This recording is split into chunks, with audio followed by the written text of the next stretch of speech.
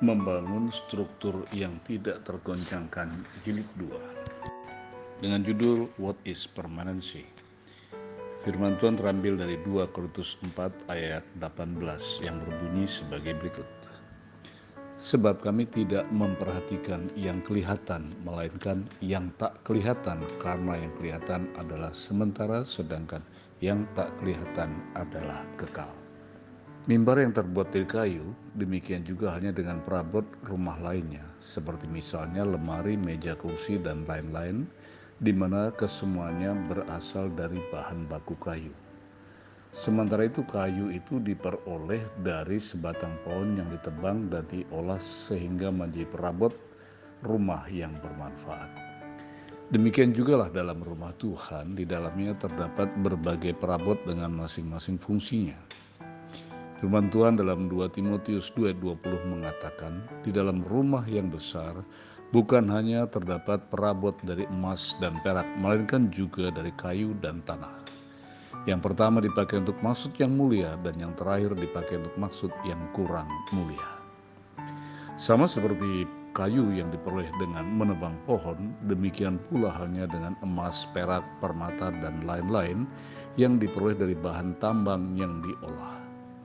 Ketika proses hidup di dunia yang fana dan singkat ini usai, kita pun akan berpindah ke fase kehidupan yang baru dengan dimensi yang juga baru, yaitu sebuah fase yang saya sebut dengan istilah permanensi, yaitu suatu kondisi yang sama sekali tidak akan pernah mengalami perubahan dalam segala dimensi alias tinggal tetap.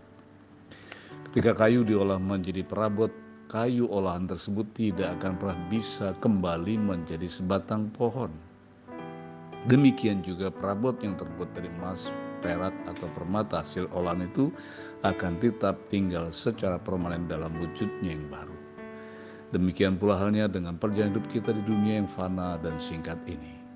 Dunia ini adalah sarana, prasarana, dan sekaligus kesempatan untuk menata serta mempersiapkan diri untuk memasuki era atau fase permanensi.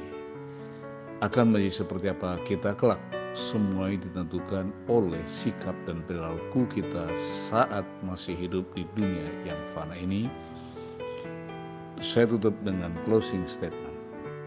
Yang pertama, hidup di dunia ini sangatlah singkat dan sekaligus kesempatan untuk menata serta mempersiapkan diri untuk memasuki era baru di dalam kekekalan atau keabadian.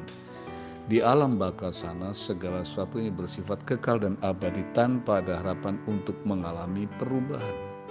Firman Tuhan menasihati agar semasa kita masih hidup di dunia ini, menyucikan diri sedemikian rupa supaya tidak menyesal di kemudian hari, yaitu pada saat kita memasuki kehidupan baru yang tidak tampak mata.